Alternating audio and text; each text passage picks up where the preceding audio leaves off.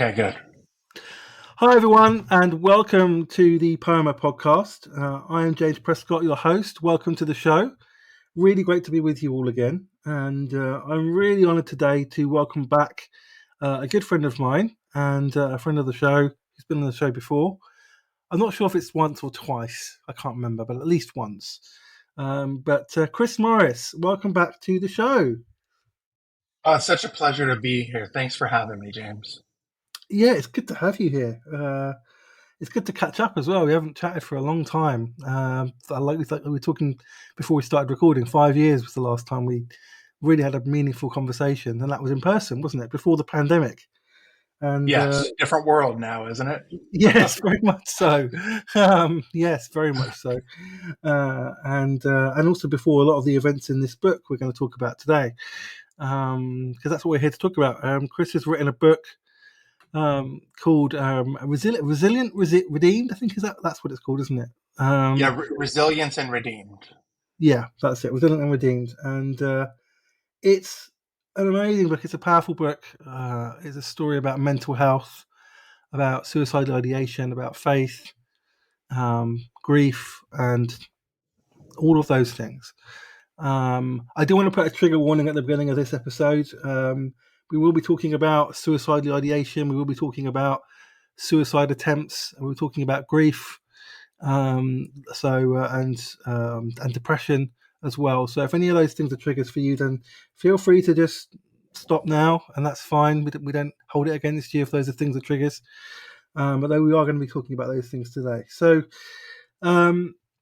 Chris, this book, it's tell us about the story of how this book came about. Sure. So there's a little bit of a funny story. We actually pitched Bethany House on an entirely different book, and they read the chapters that we sent to them and liked the writing, but the topic wasn't quite the right fit for what they were looking for.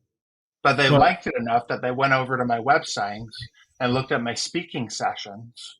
One of my speaking sessions is resilience and other things I learned in the psych ward, and said, could you write the book around this speaking session instead? So they came to me with a counter proposal. So of course I was thrilled, said yes, and then we very quickly moved forward with creating the book. Wow, that's cool though. I mean, that's cool when a publisher like sees your work, and even if it's not the project that they want, they believe in your writing and your story so much that they want to have you, but they just want to have you in a different project, but maybe even a better project. Maybe I don't know what the project you pitched them was, but this is an excellent book. So I'm really glad they pitched you that. um, and I mean, the book is in the book. You kind of tell your story of your experiences with depression and suicidal ideation and a suicide attempt as well, and what happened afterwards, and how all that kind of bisects with your faith. Um, and it's very, very powerful. And the way each chapter is split up into kind of three sections where you share a bit of your story and you share a bit about what it means and about what God thinks about that. And that makes it easier to read and much more easily accessible, I found anyway. But it's very, very powerful and very compelling. So, I mean, just tell us a bit of the story that you share, but without giving everything away, obviously. But just a bit of your story that you share in the book. Sure. So I can kind of start at the beginning, if you will. My faith was birthed out of a crazy suicidal moment where God met me in the midst of my suicidal ideations Hmm. and brought a sense of hope. So the the backstory is that my mom had a medical emergency and nearly died in the hospital. Hmm. And this stirred me to sort of re-examine. So what is this thing called life all about? Hmm. Because my mom was and is one of the kindest, most generous people I've ever met. And if Mm. someone like that can almost have their life stolen from them in a moment's notice, I needed to understand what the purpose of being on this spinning globe was about. So Mm. I prayed this crazy prayer that no one should ever pray. It sounded something like this: God, I don't know if you're real. I don't know if you're listening. I don't know if you care. But if any of those things are true, just hear this: you've got 7 days to show up in my life, or I'm going to kill myself. And Wow. I sort of went about my daily routine for a few days until day 6. Then my next door neighbor, who's about my age, who I never met, but she came and knocked on the door and said, "Chris, I'd like to invite you to my birthday party." My first question was, "How did you know my name? We've never met." um, I don't remember her answer to that, but I was like, I don't know you. I'm not going to show up to your birthday party. Oh, come on, it'll be fun. I don't have a present for you. It's okay. You don't need to have a present. I'm really busy right now. I really don't want to go. She leans around me and sees that I was playing Legend of Zelda on my Nintendo. And she Mm. said, super assertive conversation from this young lady, by the way. I can't imagine ever doing this with a stranger. She goes, Wow. she says to me, "I think that Link and Zelda won't miss you if you come to my party for a few minutes." Wow. So I go, at this point, I realize I'm going to either have to be a total jerk or I'm just going to have to go to the party. So I say, yeah, Yeah. I'll be there in a couple of minutes. And I went to I went to her party and I 100% expected that I was going to walk in, do a tour, grab some cake, grab a drink, and walk out. Right. And that isn't what happened. What happened instead is every single person I engaged with was overwhelmingly kind and generous and loving toward me. I have a trauma background. My dad was a violent alcoholic. So I Hmm. didn't experience a lot of love and acceptance growing up in my family.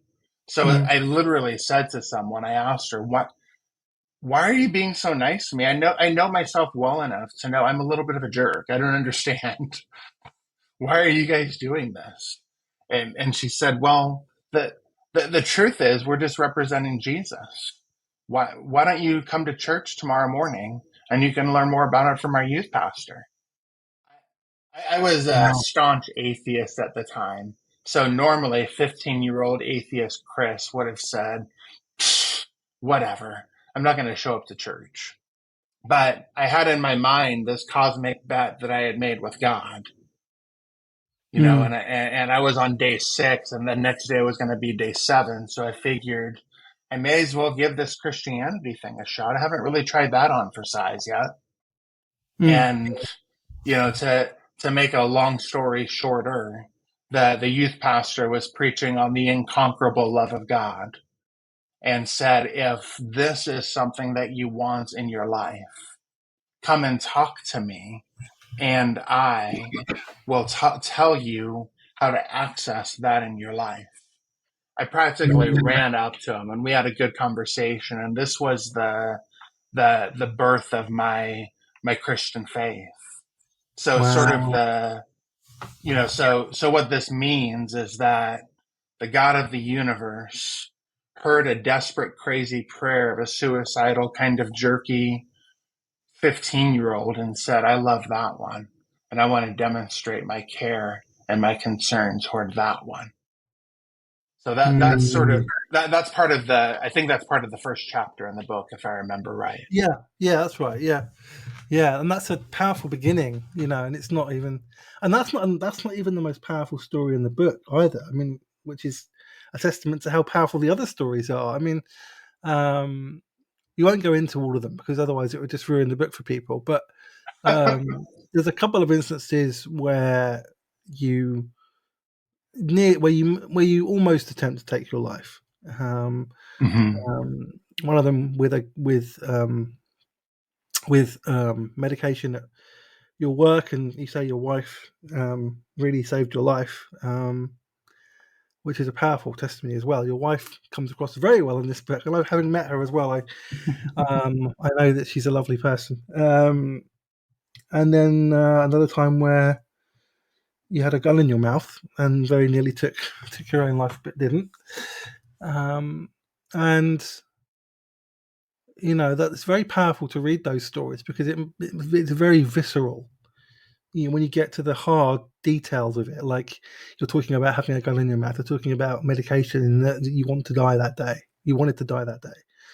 It's powerful to read that, especially when it's, for me, so it's somebody I know as well. Mm-hmm. I think personally, I certainly felt it, and it really just brings home the challenges of depression, clinical depression, because it's a very, I mean, I'm on antidepressants, right? I'm on antidepressants now, and they've got me stabilized, and I've been pretty balanced and healthy for a while. And my depression probably isn't anything near as, hasn't got to the stage that yours got to, but it's still powerful to read that, and how close she came, really. One of the stories that actually spoke to me. I mean, we talk about grief a lot on this podcast. Mm-hmm. Everyone who listens to this will know, and you probably know as well. Grief is something that I love to talk about, um, but there's a chapter in the book. I think it's chapter 4. It's called "That Just Stinks." This was one of the most powerful chapters for me personally, because I've lost a parent, and my dad has almost passed away twice in the last couple of years as well. So, and really, it's a story about you and your response to a friend who's just lost a parent, and that just stinks is basically what you said to him. Like, I mean, obviously there's more than that, um, but that was really powerful for me, because having lost a parent, I know that how when someone says that kind of that's what somebody needs to hear when they've lost someone. They don't need to hear it's going to be okay. They don't need to hear that they're in heaven, or that God's taking care of them, or it's all going to be fine. You need to hear that it sucks and that somebody's going to be there for you, and that's basically what you did. And it was quite encouraging to see that somebody who hasn't maybe lost someone, a parent, or hadn't when you wrote the book, and I don't know what's happened since then, um, has but understands that, because that's a healthy response to somebody who's lost someone. And obviously, there's different forms of grief, which you talk about in the book, different kinds of loss that we experience. But just someone being there and telling you that they're just there if you need them, and that it sucks, and it's okay that it sucks. That's quite powerful. Yeah, I think that we're afraid in our society to be honest about things being really hard, Yeah, especially when they're going to be hard for an undefined period of time. Like if someone loses a job, you can be like, "Oh, that's really hard. I'm sorry," but they're probably going to find a job in a couple months. yeah, You know, but yeah, but when there's a significant loss, you know, I I, I think we sort of intuitively understand that grief. A few things about grief. Grief isn't logical, so it doesn't respect our thought patterns. We want it to fit into nice categories, but it doesn't. Grief isn't linear. It's kind of unfortunate. There's that 5 stages of grief thing that most yeah. people are familiar with, Oh, yeah. because they feel like they should go from stage 1 to stage 2 to Mm, stage yeah. 3 to stage 4 to stage 5, and then be through grief.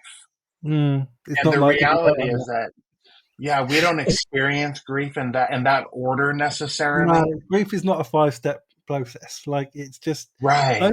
those 5 things do happen, but it's not like a linear thing that you go through and then you're okay.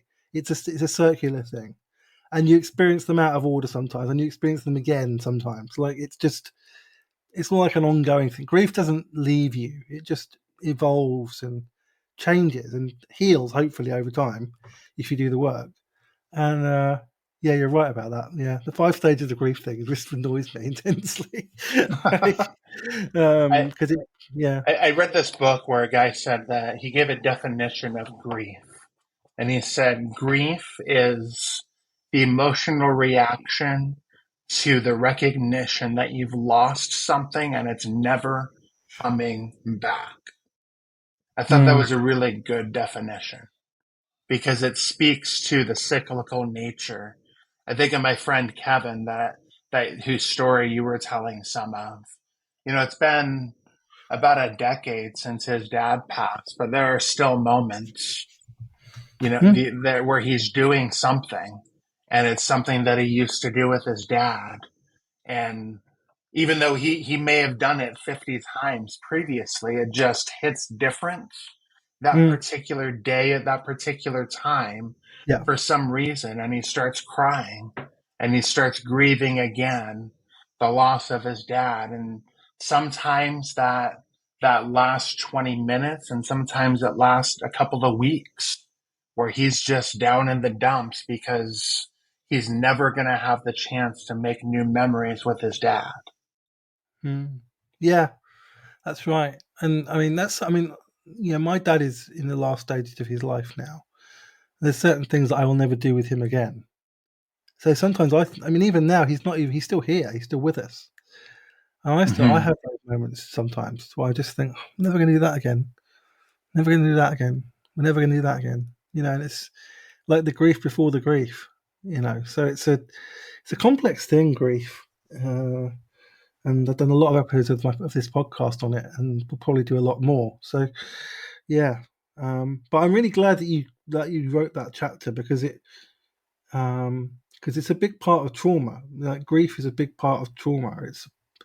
It can be a big cause of depression, and it can lead us into that. It can it has, yeah, it's part of it's something that we all experience, that we all go through at some point. We will all lose something or someone that we love, and most of us will lose our parents at some point, and and we'll lose friends, maybe we'll lose partners, maybe we'll lose and I'm not even talking about death. I'm talking about maybe you just have a massive breakup that is painful. You'll have maybe you'll have a friendship end that wasn't shouldn't have ended, but has ended, and but Right. all of it is grief. And like you say, And there's even things like, that are not necessarily relationally oriented. Um, you can grieve the loss of a dream. You can mm, grieve the loss of mm, part of your identity. I've been on disability for about 10 years because of a medical condition that I have. mm, And, the first 2+ years of that, it was insanely difficult for me to deal with. I'm now a non working adult. And there mm, was a grieving process that I had to go through. And it was challenging to deal with that because, it, especially with men, part of what culture tells us our identity is what we do for our job. mm. So Absolutely, I was yeah. left with no identity. My identity was I'm disabled. And that was incredibly intense and challenging for me to deal with. I did go through Mm. those 5 stages, not in the right order, and more than once. Absolutely, yeah. I mean, yeah, exactly. And it's the good thing is that once you're aware of it and you've done the work and you know how it works, you can have the self awareness to know what stage you're in, and what's going on, and you can approach it in a healthy way. And that's definitely helped me, because I'm essentially grieving my dad already in a way, even though he's still with us. Right. Because it's parts of our relationship that will never happen again. And but the thing is, I mean, like every moment I have with him now is more sacred because of that. It's more Mm. meaningful. Like even just sitting with him, not even talking, is more meaningful because I know that he's not going to be around forever, and I know that this is going to be stuff that he remembers. When it comes to the end of our last moments together, and I'm getting married soon, and so I'm really happy that one of his last memories of me will be our wedding, my wedding, and Yes. um, and actually, I think that's actually kept him going as well. So that's been a kind of a bonus, but yeah, that's it. I mean, grieving is so complex and nuanced, and yeah, but once you understand it, it helps you when you have to grieve again in future because you And kind of know. I think that grief also sort of helps us. You were mentioning this, or I wanted to riff on it a little bit. It helps us to cherish the good times, the good moments a little bit more Mm, because we are aware that at some point, just because of the ebb and flow of life, we're not going to be in a season where there are good moments. We're going to be in a season where there are bad moments. So having the experience of grief or the experience of depression can, it doesn't always.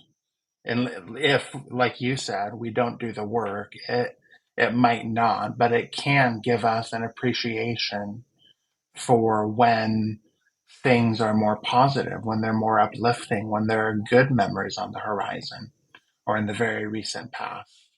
I can mm, tell you, post suicide attempt Chris is much more grateful for the small little moments of joy that I experience in my life mm, because I've had to sort of train myself to look for things to have gratitude toward to maintain a positive mindset.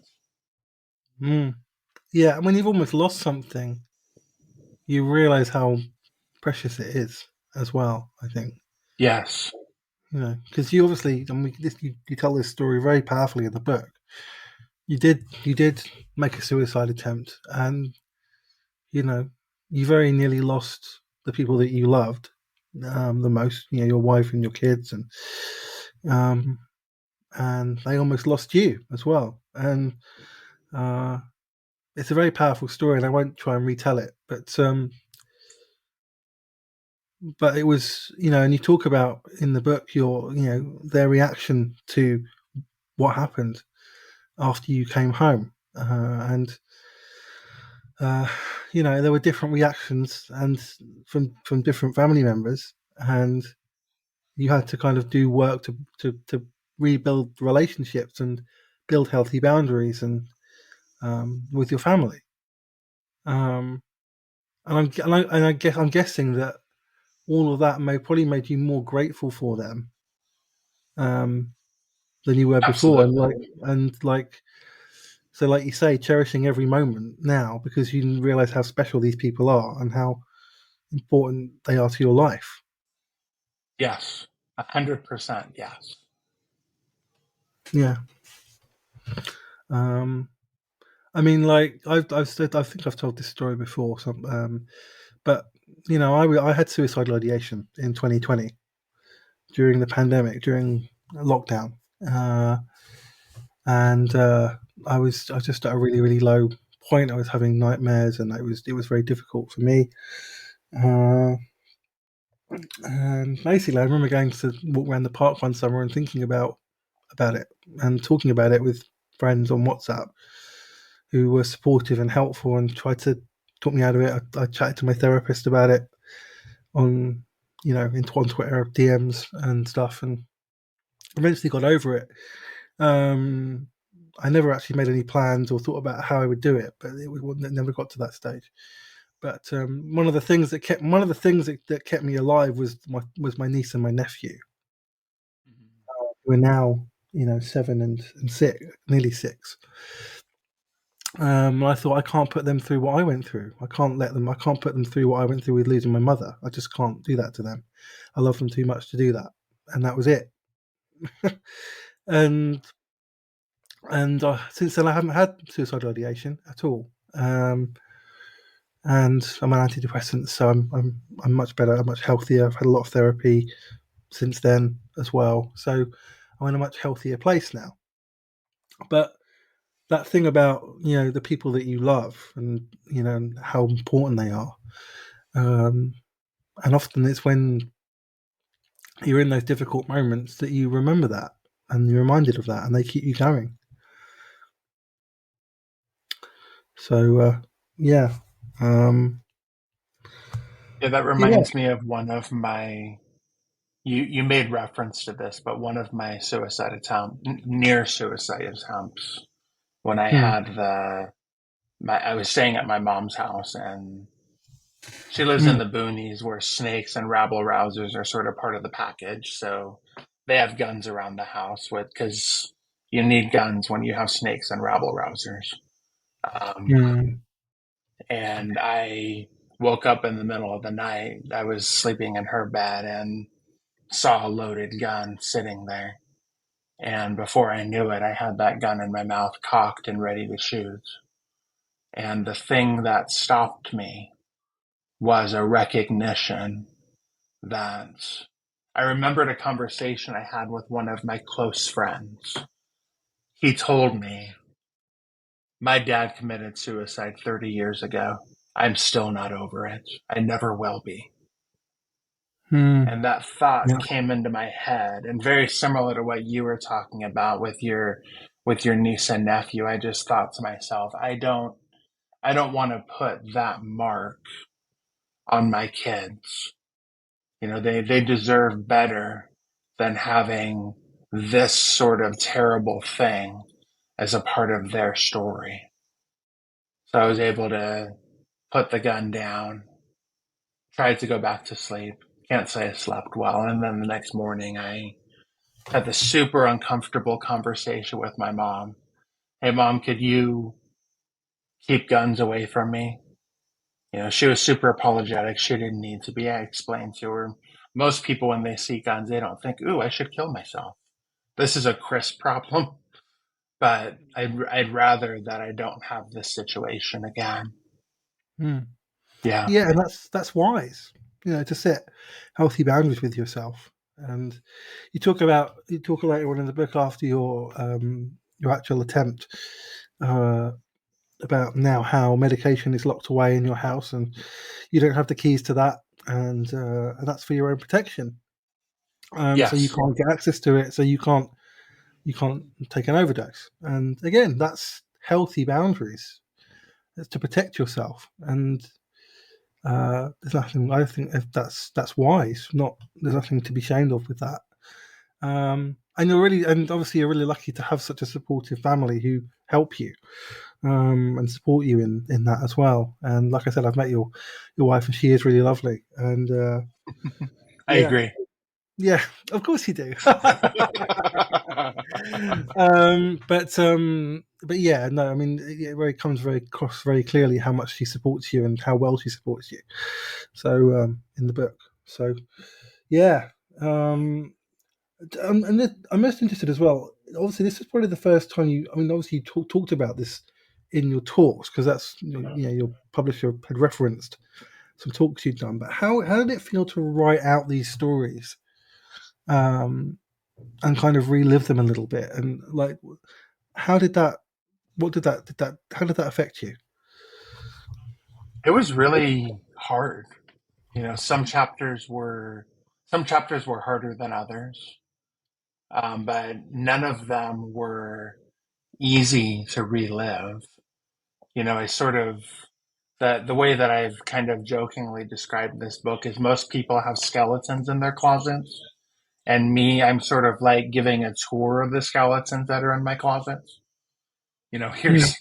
Here's the patella of this time.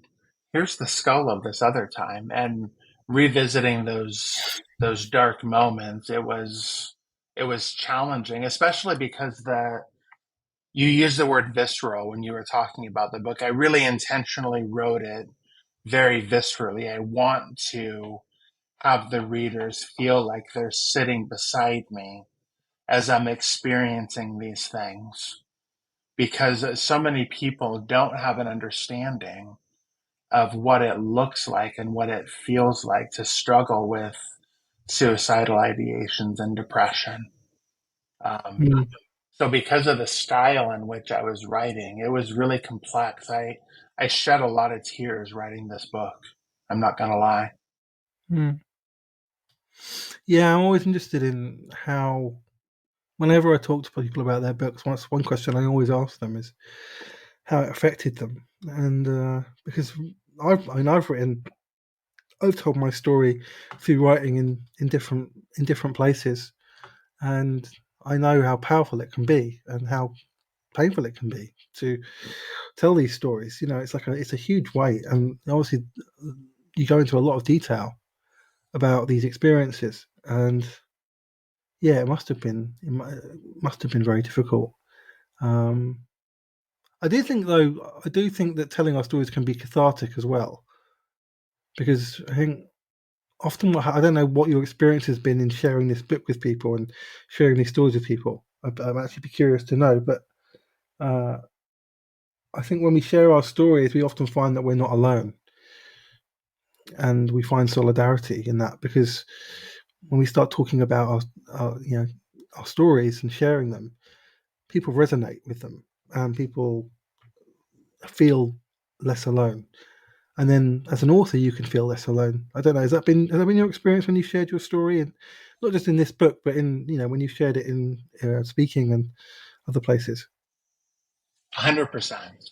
I remember the first time that I talked about my suicide attempt. I was speaking for my church youth group. We were doing a month long session on Mm, mental health. And I decided the way I wanted to approach it was to build rapport with the group by sharing some of my story so they didn't think I was some expert, some psychologist, some counselor who'd never experienced struggle, but instead I'm the guy who struggled through stuff and has come out on the other side still okay. And at different points, several points as I was sharing my story in front of a youth group of 30, 40 kids, I just started bawling. And, mm, but there was some catharsis that happened in that moment because a key part of my story is the constancy of God, even in my darkest moments. mm. Um, so I was reminded of that even as I was speaking. And then after that session, when the youth were just sort of lollygagging about, I had, 8 to 10 kids come up to me and say, I've never heard someone be this honest about their mental health struggles. I thought I was the only one who had moments like this. Thank you for letting me know that there's someone like me and that there is hope for me. So both of those things were really heartening to hear. Yeah, that's amazing. I mean, I think that story's in the book, isn't it? Near the end of the book. I think so. Yeah. Yeah.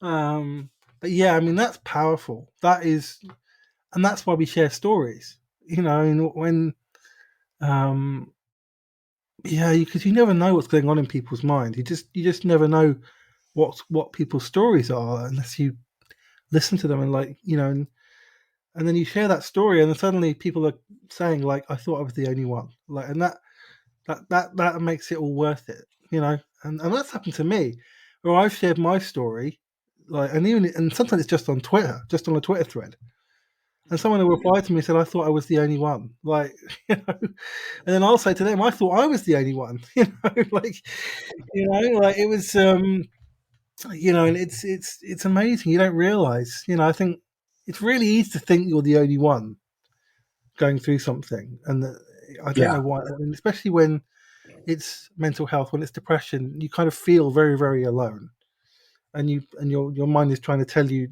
playing tricks on you that you're alone. No one cares about you. You don't matter. All those kind of lies that depression can tell you, um, and then That you might be suddenly the hear, core lie that depression tells us is that no one cares and that you're all alone.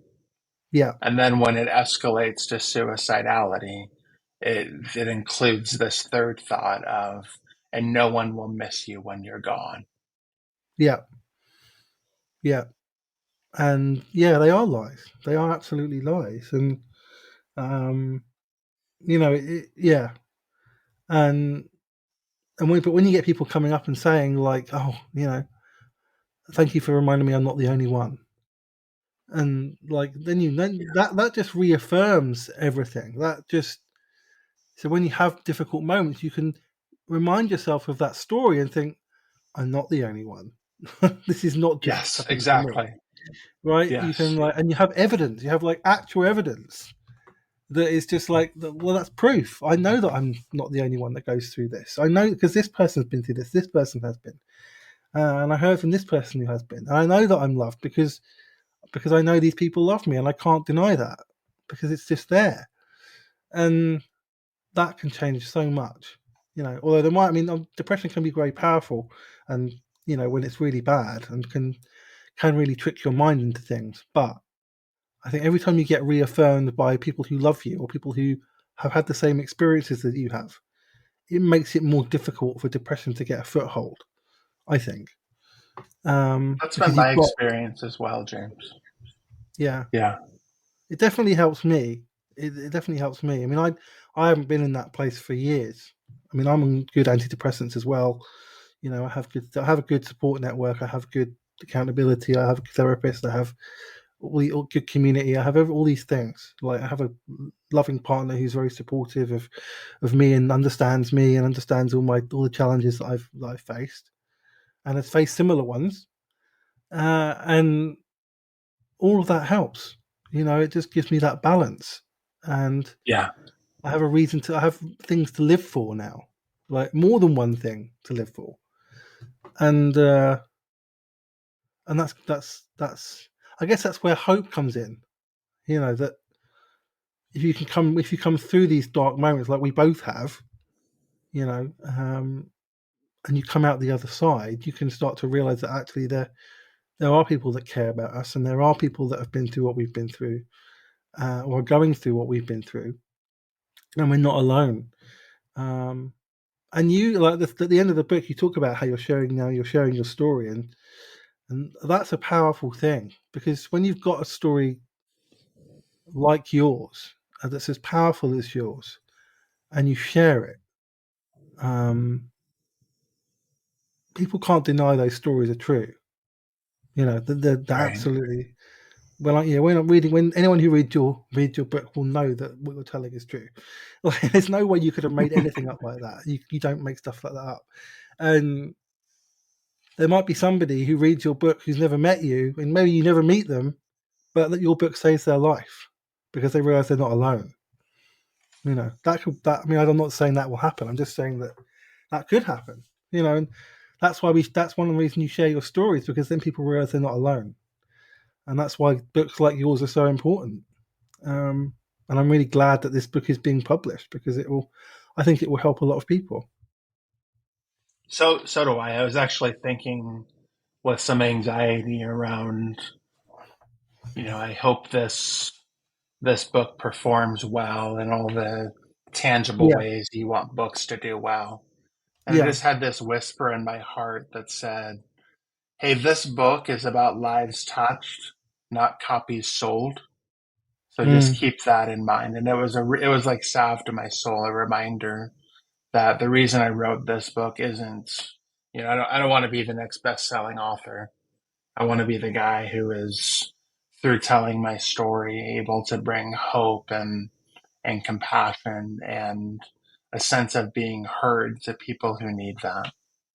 yeah. And I think it will. And that's the point, isn't it? And that's what I always try to say about creativity. It's not about the numbers. It's not about sales or money or awards. It's about like lives changed. Exactly that. Even if this book sells, and I'm sure it will sell a lot more than this. Even if it only sold 100 copies, and all those, and it saves one life out of those 100, it's still done its job, right? Absolutely. If Yeah. it saves one life, I mean you know that's a powerful thing as well to save a life. I think we dismiss that sometimes, but it could because someone might read it and think, "Wow, I felt like this. I've been through this. He's survived. He's found a way to build a healthy life again. I can do that too. And maybe they get in touch with you, maybe they email you or something. I don't know, but Yeah. yeah. But I hope it does well, because it deserves to do well, and because we need books like this to show people that they're not alone, and show people hope. Through the challenges of depression and mental illness, which a lot of people face.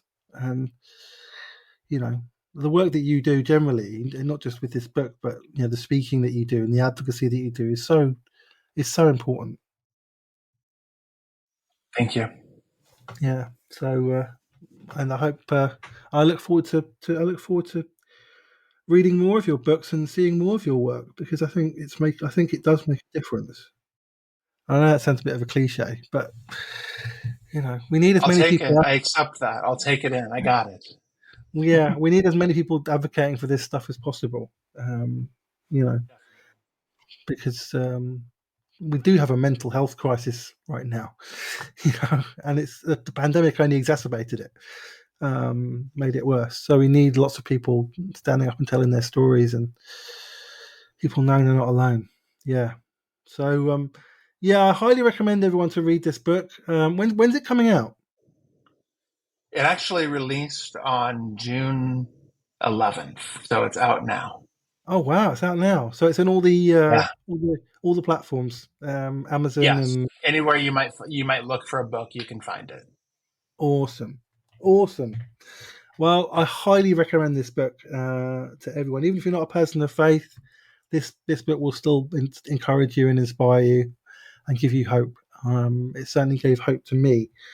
I literally could not put it down, and that doesn't happen very often with books with me. So yeah, I really do encourage people to take a look and follow Chris's work. Where can people find your work, Chris? My home base is chrismorriswrites.com. That's WRITES. Hmm. Well, definitely check that out. Chris is a great writer. He's written a lot of stuff. This isn't his first book. He's written a lot of great stuff. So I would check all his books out for sure. And thanks for coming on the show, Chris. It's really great to talk to you and to hear your story. Thanks for having me. It was good to talk to you. It was a lot of fun. Yeah, it always is. And hopefully we can catch up again soon. And thanks for listening, everybody.